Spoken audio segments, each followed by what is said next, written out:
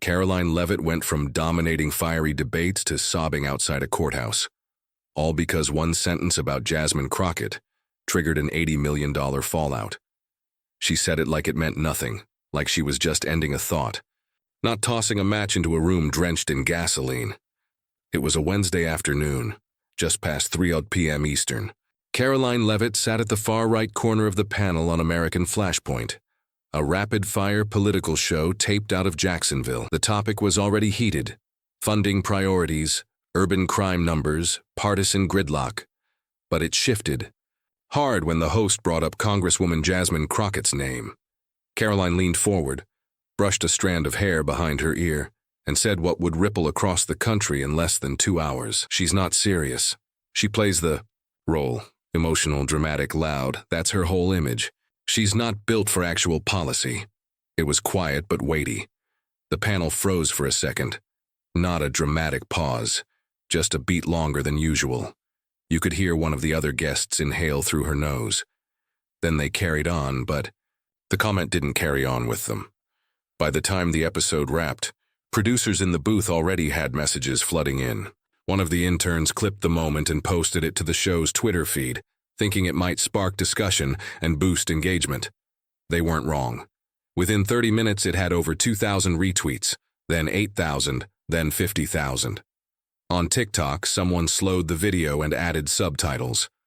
The phrase emotional, dramatic, loud was looped and picked apart. Viewers paused and replayed it, debating what she truly meant, but that wasn't even the worst part. The original clip didn't include the look Karoline gave when she said, "Irma," the slight smirk, the change in tone. People who didn't even care about politics suddenly had a take. In a small nail salon in El Paso, a woman scrolled through the clip on her phone, shaking her head. "Why they always lean on the same stereotype," she muttered. In a break room at a factory in Youngstown, someone just said it outright. She knew exactly what she was doing. Back in Jacksonville, Karoline sat in the makeup room scrolling through her own notifications. The first ones were the usual. "Great point. Say it like it is. She's right." Then came the shift, a wave of angry replies. Hashtags with her name, some calling her racist, others demanding she apologize. She still didn't get it. "They're overreacting," she said out loud to no one in particular. Gina, her stylist, paused. "You sure about that?" she asked quietly. "Because people look pissed, Karoline." "And it's growing." Karoline brushed her off. "They always get dramatic. Give it a day." But it wasn't fading. In fact, by nightfall, it was everywhere. Trevor Santiago from Right Now Weekly did a live reaction. "I'm telling you, the coded stuff is worse than being outright," he said, "because it's packaged to seem reasonable but hits the same nerve." Even folks usually in Karoline's corner stayed silent, or worse, reposted the clip with captions like "Yikes" or "Bad take." That night, her inbox was packed. Brands she'd partnered with asked to freeze upcoming campaigns. One PR agency emailed her manager with a blunt subject line, "Is this salvageable?" Karoline barely slept that night. Still, no apology, no statement. She didn't think she had to. But she'd misjudged two things: how fast the internet moves and how far Jasmine Crockett was ready to go to defend her name. Karoline wouldn't grasp how serious it had become until the next morning, when Jasmine stepped in front of a mic and made it all official by Thursday morning. It wasn't just political junkies talking about Karoline Leavitt. Hairdressers in Modesto, a substitute teacher in Scranton, a dude at a bait shop in Biloxi. Everyone had seen the clip, or at least seen the fallout from it. It had jumped. The line, it wasn't about politics anymore. It was personal, cultural, racial. And once it hits all three, good luck putting that lid back on. Karoline woke up to 3 missed calls and 17 texts. Her manager, Lyle, was already standing outside her condo when she opened the door barefoot, squinting in the sunlight. "You've got to get ahead of this," he said, before she could even say good morning. She turned around and walked back into the kitchen, saying nothing. The coffee machine hissed. Lyle followed. "They're dragging you on every app. Even regular folks picked it up, Karoline. Not The Hill, not Politico. People." "I didn't say anything wrong," she snapped. He sighed and pulled out his phone. "Here, look." She glanced. Headlines screamed at her. Karoline Leavitt under fire for alleged racial dog whistle. Emotional, dramatic, loud. Leavitt comment sparks outrage. Jasmine Crockett responds, "I know exactly what she meant." And worse, the late-night shows were already going in. Colbert grinned as he played the clip and deadpanned, "I believe that's known as the triple S stereotype speedrun." The audience howled. Karoline's stomach flipped, but she still wasn't ready to fold. "They're twisting it," she muttered. "She is dramatic." "Even if she is," Lyle said carefully, "you've got to consider how that sounds. Coming from you in that tone, with that face, that smirk." Karoline sank into a chair and rubbed her forehead. She wasn't new to heat. She built her brand walking the edge. Bold opinions, sharp phrasing, strong angles. But this felt different. It wasn't blowing over. It was ballooning. Now, there were think pieces, podcasts, people she'd never heard of making fiery 3-minute videos breaking the comment down like it was the Zapruder film. And Jasmine Crockett? She wasn't quiet either. She posted a video to her Instagram stories. No setup, no filters. Just her on her back porch in Dallas, looking tired but steady. "This isn't about me being upset," she said. "This is about being labeled again, diminished again, and for the folks saying, 'Oh, she didn't mean it that way.' Let me ask you, how many times are we supposed to just swallow that and smile?" The clip was raw, real. It landed. And it landed millions. The reposts didn't stop. Celebrities shared it. Athletes. Even a couple people Karoline once interviewed. Back in Jacksonville, the American Flashpoint producers were scrambling. They pulled the episode from YouTube, citing pending review. Their press team drafted a soft response, calling for civility and clarity in conversation. Translation: "Please don't sue us." Meanwhile, Karoline's phone wouldn't stop buzzing. Her aunt from Idaho texted, "What did you say? My church group is asking." Her high school friend messaged, "Girl, I saw Twitter. Call me." But Karoline stayed quiet, publicly. Her team advised against jumping in too early, wait it out, see if it cools. Then came the email, a forwarded message from Jasmine's lawyer sent to Karoline's camp, CC'd to multiple media contacts. It had a subject line no one could breeze past. Notice of intent to file defamation lawsuit. Crockett vs. Leavitt. Karoline stared at the screen. Her eyes scanned the bullet points. 80 million in damages, claims of defamation, character takedown, incitement. 80, she whispered. Lyle nodded, grim. That's a message. She's not bluffing. Karoline laughed, but it wasn't really funny. This is insane, all over one comment. No, he said, over what that comment represents. But even then, Karoline figured maybe it would blow over if she just stayed quiet long enough. She didn't yet realize the worst part was still coming. The silence from people who used to have her back. It was the third day after the clip, and Karoline hadn't said a word publicly. It was eating her alive. She paced the living room floor in socks, phone in hand, staring at her own reflection in the black TV screen. The condo felt way too quiet. Even her neighbors, who normally greeted her with a smile or idle chat, avoided eye contact in the hallway. She could feel it, how fast things had turned. At 11 a.m., she opened her notes app. To everyone who's been hurt by what I said. No. Too soft. Delete. I said something on air that's been misunderstood. Too defensive. Delete. By 12:30, she gave up trying to write it herself. She called her media consultant, Shay Whitlow, the same woman who'd handled crisis responses. For bigger names, some of them governors, others influencers with chaotic personal lives. Keep it short, and don't say you're sorry unless you actually mean it, Shay warned. The public can smell fake from 3 states away. Karoline sighed. It's not that I'm not sorry.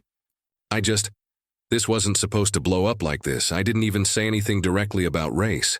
Intent doesn't protect you. Impact does the talking now. That part stung, because she knew Shay was right. By 4:00 they had the post drafted together. It was stiff but carefully worded. Nothing in it to trigger a harsher lawsuit, just enough to sound human.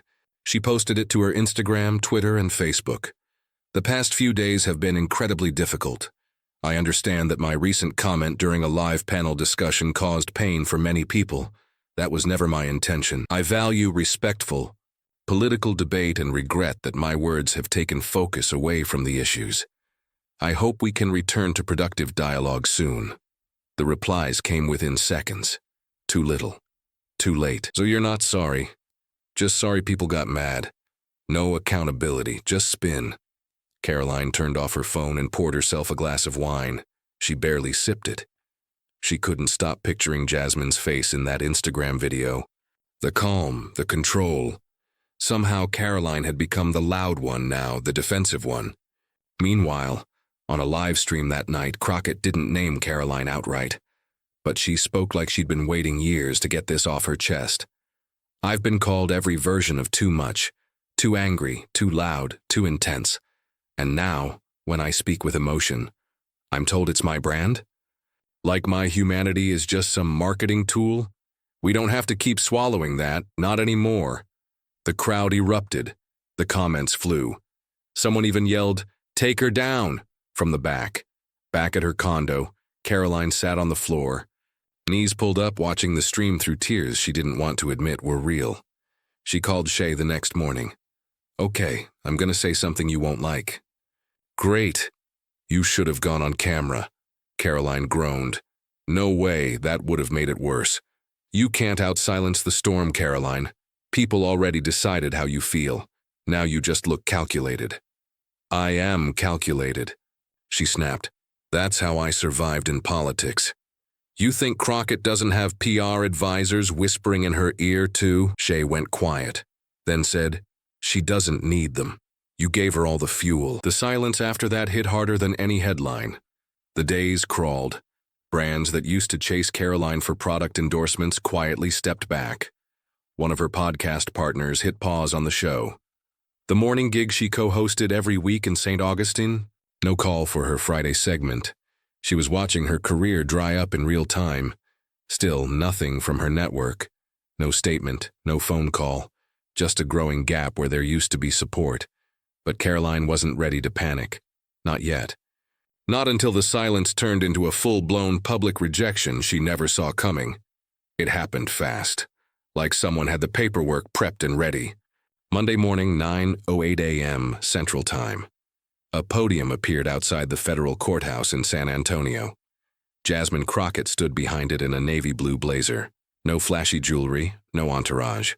Just her two attorneys and a thick stack of folders. In hand, the Texas heat didn't faze her. Her voice sliced straight through the noise. "I'm not here because of politics. I'm here because there are lines, and they were crossed." The news cameras rolled, and within seconds, so did the live stream. Twitter lit up before the first question was even asked. By 9:00 a.m., it was national news.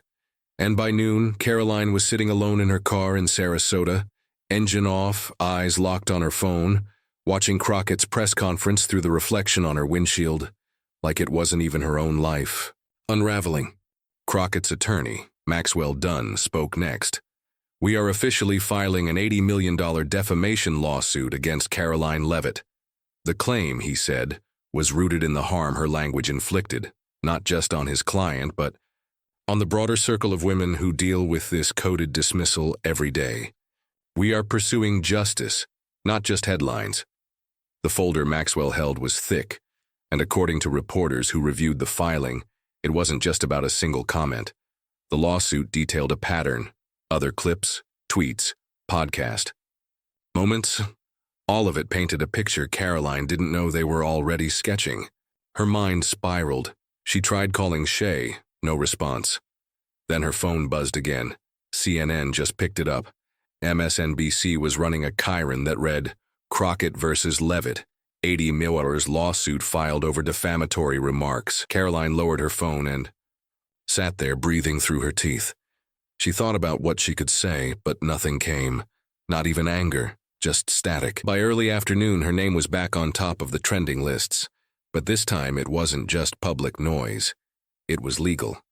The kind of serious that makes sponsors ghost you and forces insurance companies to schedule emergency calls. Back in Texas, Crockett ended the press conference with something Karoline couldn't shake. "We all make mistakes," Jasmine said. "But when those mistakes get televised, monetized, and weaponized, you lose the right to act like it's no big deal." Boom. Quote of the day. News outlets replayed it on a loop. Karoline finally heard from her lawyer, Miles Carson, by 2 p.m. He didn't sugarcoat it. This is worse than we expected. How bad? They've got receipts, full transcripts, of old shows, a spreadsheet of your social posts going back years. They're making the case that this isn't about one slip. It's about intent. She rubbed her eyes, still in the driver's seat. That's not fair. Doesn't have to be fair.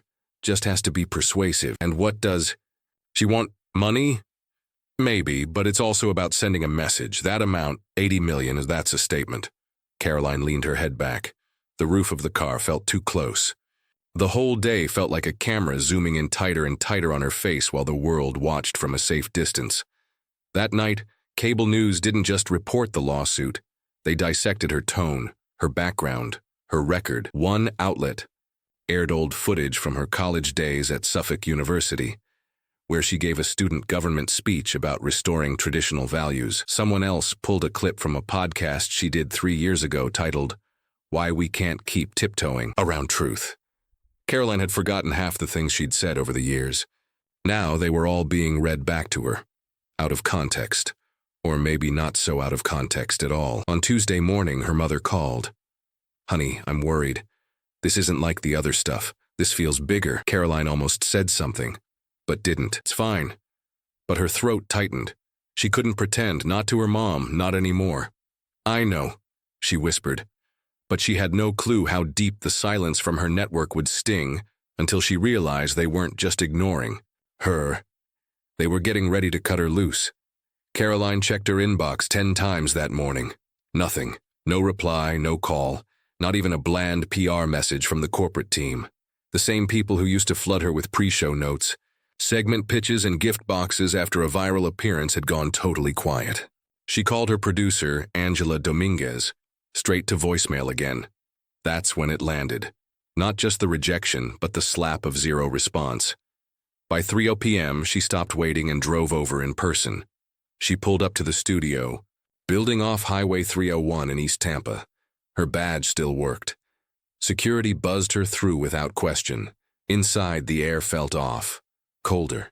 Familiar faces suddenly avoided her eyes.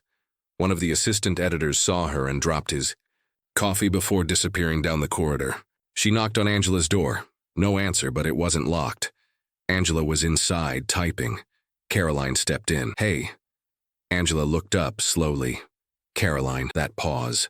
It said everything. "I need to know what's happening." Karoline said, keeping her voice steady. Angela closed her laptop. "You're not cleared to be in the building." "I'm not suspended." "Not officially." Angela nodded once. "Not officially, no." "Then what is this?" Karoline motioned around. "Everyone's acting like I'm invisible." Angela hesitated. "There's an internal review. Legal's involved. They're concerned about liability. So I'm toxic now." Angela didn't reply. Karoline swallowed. "Are they firing me?" Angela took a breath. "It's being discussed." There it was, cold, blunt, clean. Karoline tried to respond, but her throat closed up. "I gave this place everything," she said. "I bled for this brand." Angela softened just slightly. "I know, but this isn't something they can spin." Karoline let out a dry laugh. "So they're dumping me to protect the logo." Angela stood. "I'm sorry, Karoline, you need to leave the building. If I don't call security, someone else will." Karoline didn't fight it. She walked out without a word, past the editing bays, past the glass conference room where they used to hand her coffee before meetings. She stepped into the wall of heat and got back into her car. She didn't start it, just sat there with both hands on the wheel, trying not to scream. That night, a headline dropped on an insider media blog. "Network weighs termination of Leavitt amid defamation lawsuit." It quoted several internal sources. Someone leaked it. Maybe someone she used to share a makeup chair with. She turned off the lights in her apartment and lay in bed, staring at the ceiling. She couldn't decide what felt worse. The lawsuit, the public dragging, or knowing the same people who helped build her career were already erasing her name from their contacts. At 11:12 p.m., she finally texted Shay. "They're letting me go. Not officially, but soon." Shay replied within 2 minutes. "I know, heard from someone at booking." Karoline's eyes stung. "Is this salvageable?"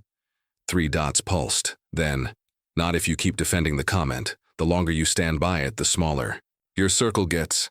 Karoline stared at the screen. She hated that advice to her core, but deep down she knew Shay was right. She'd built her whole brand on never backing down, never apologizing unless it came with a jab. But now there wasn't an audience cheering. The next morning her termination became real. A vague email, a quiet HR meeting. No press conference. No goodbye. Just a bullet point in the news cycle.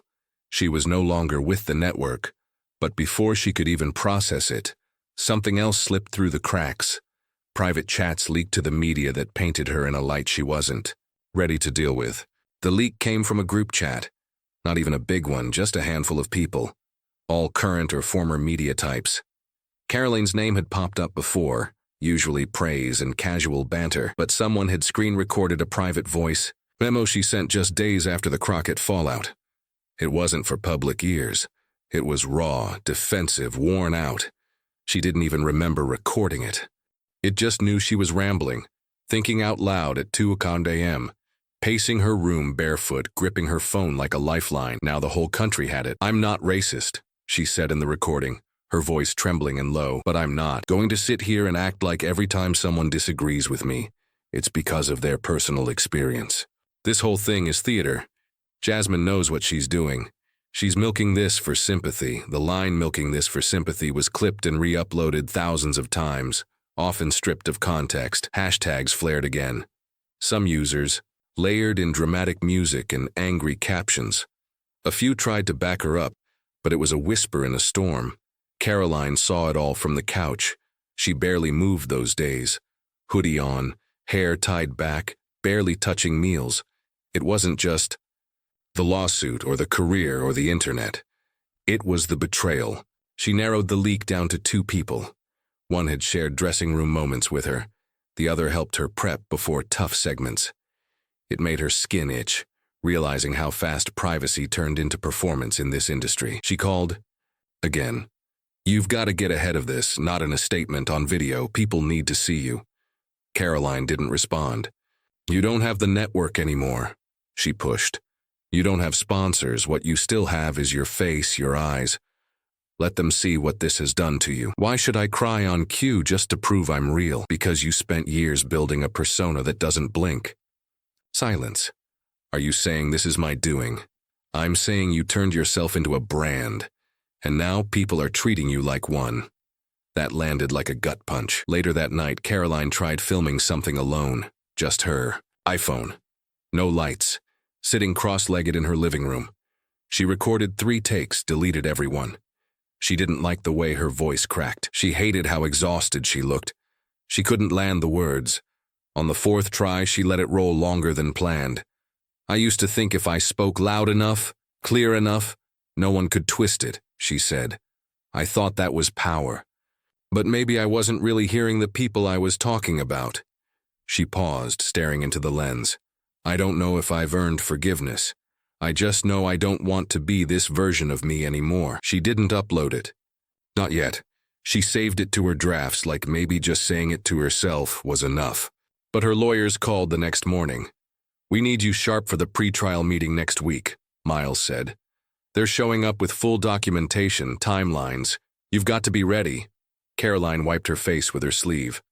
"Ready for what? To sit in a room where everything you've ever said in front of a mic gets read back to you by people who want to crush you."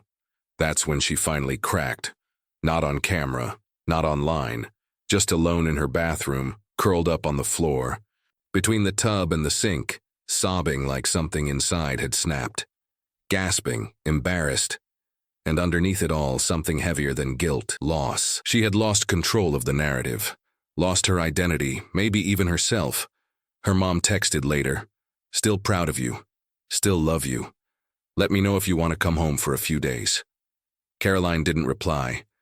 But while she unraveled in private, the public saga was only gaining momentum. Because as the court date inched closer, everything she'd tried to keep buried was about to get dragged into the spotlight. The week before the trial felt like watching a tower lean slowly before it topples. Everyone could see it coming. The suspense wasn't in the fall. It was in the pause. Karoline got to Austin 4 days before the first hearing. Her legal team booked her a suite downtown, Top floor, low-profile check-in. A guard posted outside her door, but the windows faced east, and from her bed she could see the courthouse across the skyline. Each morning it got harder to look. The media had already staked out. News vans packed the curbs, commentators taped segments from sidewalk cafes. A podcast even built a makeshift studio in a second-floor yoga loft just to cover the trial live. People weren't just watching, they were locked in. Karoline hated every second of it. She wore a hoodie and sunglasses to walk 2 blocks to a drugstore, but it didn't work. A woman passing by did a double take, then pulled out her phone. "She's here," the woman whispered to someone on speaker. "I just saw her leave." "She looks drained." Karoline walked quicker. Back in the hotel lobby, someone from housekeeping gave her a polite nod and a nervous smile but didn't say a thing. The silence from strangers was louder now than the backlash. Miles, her lawyer, held prep sessions twice daily, morning briefings, evening drills.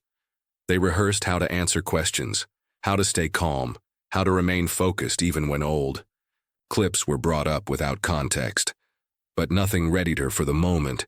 He slid a brown folder across the table and said, "You need to read this." It was Crockett's side of the complaint, officially stamped, nearly 90 pages. There were screenshots from Karoline's previous shows, annotated line by line. There were timelines of her online activity, references to exact dates where she'd made remarks that alone seemed minor, but together they formed a pattern, a narrative, a weapon. Karoline flipped through page after page. At one point she paused on a grainy still frame from an old live stream, her face frozen mid-sentence. A caption under it read, "Dismissive tone when referencing Crockett's housing. Reform proposal." She almost laughed. Dismissive tone, like that was evidence now. "Do I have a chance at winning?" she asked, eyes locked on the table. Miles didn't answer right away. "We can argue intention, we can question the damages, but if the jury connects the dots emotionally, that's harder to overcome. Because it's not really about what I said. It's about what people believe you meant." She looked up at him. "And what if they're right?" Miles blinked like he hadn't expected that. That night, Karoline tried to sleep, but couldn't. At 3 a.m., she sat by the window, staring down at the city. Below, a local news crew was still posted outside the courthouse, light kits glowing. Faintly, she thought about going down there, saying something, trying to take control, but she knew it wouldn't shift anything. The internet didn't want explanations. They wanted arcs. They wanted villains to crash and heroes to rise. And right. Now Karoline wasn't in the hero column. The next day, someone leaked the witness list. Her stomach sank when she saw the names.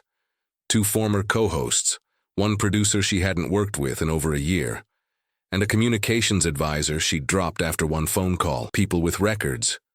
People with grudges. She texted Shay. "They're gonna crucify me," Shay replied. "Only if you let them lead you to the cross." But Karoline wasn't sure she had a real option anymore. At the courthouse the day before trial, reporters caught her stepping out of a black SUV. She didn't speak, just kept her eyes forward, shoulders tense. One camera captured her blinking back tears. That image made the homepage of 4 News, sights by afternoon. But no matter how vicious the headlines were, nothing braced her for the courtroom. The statements, the documents, and the way Jasmine Crockett would carry herself. Once the trial kicked off, the courtroom was colder than expected. The AC humming above, a low, steady buzz that never eased. Karoline sat at the defendant's table, trying not to mess with the cuffs of her blazer. Her chair squeaked if she leaned too far back, so she stayed still, upright, both feet flat on the ground. Directly across from her sat Jasmine Crockett, composed, steady. She didn't look smug or bitter. She looked composed. The judge, a no-nonsense woman named Teresa Bledsoe from Galveston, called court to order right at 9 a.m. No cameras, just sketch artists and reporters in the gallery. Pens moving quickly. Opening arguments started. With Maxwell Doon, Jasmine's lawyer. "This isn't about a slip of the tongue," he said.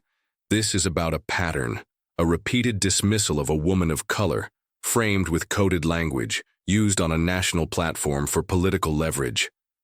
Karoline tried to focus on her notes, but her hands were sweating. Dunn continued. This comment wasn't accidental. It's consistent with a media strategy that appeals to certain audiences by devaluing others. That strategy caused damage. Reputational, emotional, and financial, and we plan to prove that.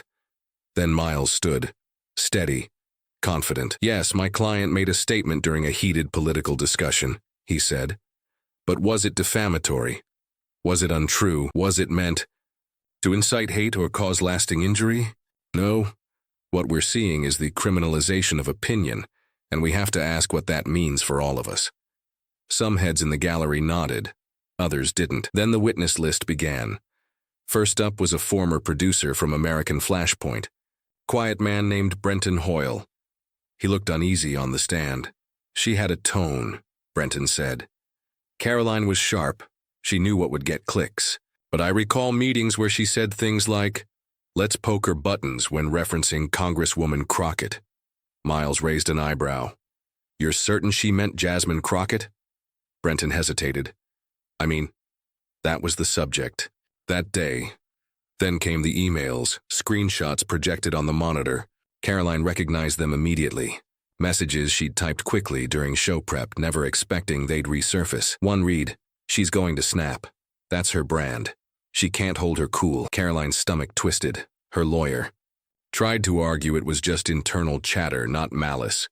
But the jury was watching the screen, not Miles. Then Jasmine took the stand.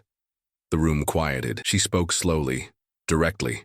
No tears, no theatrics, just clarity. I've had to stand up for myself my entire career.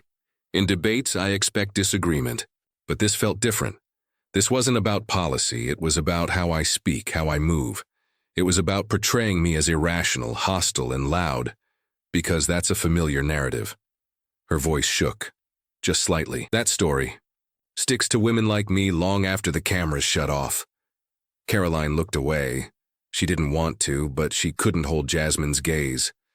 When Miles stood for cross-examination, he was respectful but sharp. Congresswoman Crockett, would you agree that public figures often endure strong language scrutiny, even distortion? Yes, Jasmine answered. But there's a line between critique and caricature. Do you believe Karoline Leavitt intended to harm you? Jasmine paused. I believe she didn't care if she did. That line landed like a bell. Not bitter, not hostile, just honest. As Jasmine stepped down, Karoline heard one juror let out a long, steady breath. Then came the recordings, clips from past episodes, stitched together. Karoline's voice, played over visuals, not shouting, not insulting, but a steady pattern of dismissal, sarcasm, cold wording. Miles objected to the edit, calling it narrative theater. But the judge allowed it with a note to the jury. Consider context. Still, the damage stuck. By the end of day 2, Karoline felt empty. She kept hoping someone, anyone, would pull her aside and say, "You're doing fine." No one did. Even Shay, who flew in for the second day, only said, "Stay composed." The jury's clocking every blink. That night, Karoline didn't go back to the hotel. She looked composed. She sat in her rental car in a dim corner of the garage, eating leftover takeout from the passenger seat, thinking about a time when being on TV made her feel untouchable. Now she just felt exposed in the worst way. But the verdict was still ahead, and as the closing arguments neared, Karoline knew the courtroom wasn't just deciding her case. They were weighing the future of her voice. 3 days. That's how long the jury took to deliberate. Karoline spent every hour of it pacing between the hotel, the courthouse, and the tiny coffee shop around the corner where nobody bothered her. The barista didn't ask for selfies, didn't even say her name, just handed her a paper cup with K scribbled on the side and gave a silent nod. That became her safe spot. On the morning of the verdict, she woke up before the sunrise. No makeup, no prep, just a quiet moment staring at her reflection, wondering if she'd ever like that face again. Not the look, the image, the one the public had come to recognize as sharp, unreachable, polished, and somehow unfeeling. The courtroom was packed by 8:00 a.m., extra security. Reporters jammed into the back rows. Karoline sat perfectly, still beside Miles, her hands locked tight in her lap. The judge entered. Everyone stood. Then came the jury. Nobody blinked. The foreman, a woman in her late 50s, gray blazer, silver-rimmed glasses, stood slowly. She cleared her throat. "We, the jury, find in favor of the plaintiff." Karoline's stomach dropped. "And award damages in the amount of $12 million. 12, not 80. But still, 12 million. Real, painful, crushing." The courtroom stirred. Jasmine Crockett didn't move. She didn't celebrate. Just lowered her eyes and exhaled softly, like someone who'd been holding her breath for far too long. Karoline didn't cry. Not then. Not while the cameras were still fixed on her. She sat there, frozen, letting the words settle like stones being stacked one by one on her shoulders. Outside, the press swarmed. Miles blocked her from the flashes. "No comment," he repeated again and again until they reached the SUV idling at the curb. Back at the hotel, Karoline locked herself in the room and finally let go. Her hands trembled. Her breathing came in waves. She wasn't even sure what she was mourning: the money, the career, the pride, or the version of herself she thought she was before all of this began. That night, the news cycle blew up again, not just with the verdict, but with reactions. Legal analysts weighed in, pundits argued over its meaning, Twitter threads caught fire like dry brush. One clip of Jasmine's final courtroom statement trended for hours. In it, she said plainly, "Accountability isn't punishment. It's the beginning of something better, if we let it be." Some people cheered. Others raged about censorship, political theater, or the erosion of free speech. But underneath all that chaos, something had shifted. Something smaller. Karoline saw it in her DMs. She didn't expect one from a journalist she'd clashed with years back. "Rough week, but I saw the look in your eyes. Maybe this breaks the mask. Maybe that's okay." Another from an old mentor she hadn't spoken. "To in forever. What happens next is yours to decide. Don't waste the fall. Most people never get a real shot to start over, and know better." She didn't respond. Not right away. But she read both messages more than once. The next morning, Karoline did something she hadn't done since college. She recorded a video alone. No crew, no setup. Just her, sitting in a plain chair by the window, morning light bleeding through the blinds. She looked tired, but honest. "I've had a lot of time to reflect," she said, "and I won't pretend I've got everything figured out. But I do know that being correct isn't enough. Being loud isn't enough. If the words I used hurt people, especially people I wasn't truly hearing, then that matters." She paused. "No cuts. I won't fight the verdict." She looked composed.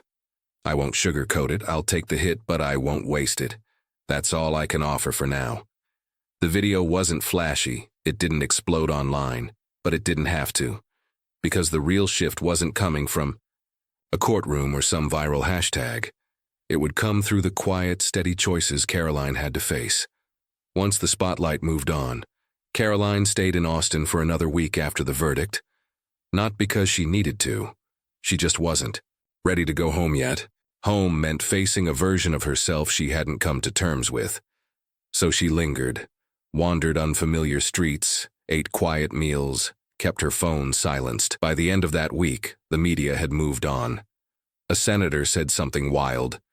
A celebrity got caught, and the Karoline Lewis story was already chewed up, swallowed, and spat out by the machine. Just another headline filed away in the public's short memory. But she hadn't moved on. She caught herself journaling again, something she hadn't done in ages. Not for likes, not for posts, just to untangle the noise. In one entry, she wrote, "I wanted to be known for standing strong. I ended up standing alone." One afternoon, she wandered into a bookstore on South Congress, just browsing, no real reason. The woman behind the counter noticed her, barely. She didn't say a word, just gave a small nod and left her be. That simple gesture meant more to Karoline than she expected. She sat there for almost an hour in the back, flipping through books on ethics, media, race, politics. Books she would have rolled her eyes at 5 months ago and dismissed as partisan nonsense. But now she read slowly. No highlighter. No rebuttals forming in her mind. Just reading, trying to understand. It was uneasy, and maybe that was the point. A week later, she flew back to Sarasota. The condo was quiet, neat. But it didn't feel right. The air felt heavier, like it remembered the version of her who used to walk in full of fire and certainty, convinced she was shaping the world one soundbite at a time. Her mom came over that evening with homemade chicken soup. Didn't bring up the trial once. They sat on the balcony as the sun dropped behind the trees. No makeup, no studio lights, just two women, one older than the other, both trying to figure out what comes next. "You gonna go back to media?" her mom finally asked. Karoline kept her eyes on the sky. "I don't know, maybe something smaller, slower, more real." Her mom gave a soft smile. "Well, that would be a first." They both laughed. A real one. The first in weeks. That night, Karoline drafted a post. Not a defense, not a polished spin, just a note. "I said things I wish I hadn't. I held beliefs I never thought to challenge. But I've spent the last few weeks doing exactly that. And I won't pretend." That reflection erases the harm. But I also won't pretend I'm still the same person who sat behind that panel months ago. I want to rebuild from here. Not louder. Just better. Didn't go viral, but a few people quietly shared it with comments like "maybe there's hope and this feels honest." Karoline wasn't chasing redemption anymore. She just wanted space to grow. She began volunteering at a local community center, helping with youth debate classes. It was awkward at first. Some parents recognized her and kept their distance, but she kept showing up, sat in the back, listened more than she spoke. And when she did talk, she asked questions instead of offering answers. One of the girls came up to her after class one day. "You're that lady from TV, right?" Karoline braced herself. "Used to be." The girl shrugged. "You said some messed up stuff." "I did. But you came back." Karoline smiled. "I'm trying." The girl paused for a second. "That counts." And just like that, she walked away. Karoline stood there for a bit, hands in her pockets, letting that sink in. That counts. Maybe not to the media, maybe not to the people still tearing her apart online, but to one girl in one room it counted, and that was something. Maybe the biggest lesson wasn't about speech or lawsuits or headlines. Maybe it was this: your voice matters, but only if you know when to use it and when to let others speak first. Mistakes don't define you. What you do next, that's the real story. So if you've ever said something you regret, if pride ever made you tune out growth, just know it's not too late to listen, to change, to rebuild. But it starts with honesty and being willing to set down the mic long enough to hear what you've missed. If this story struck something in you, share it, sit with it, and don't forget to subscribe for more human stories.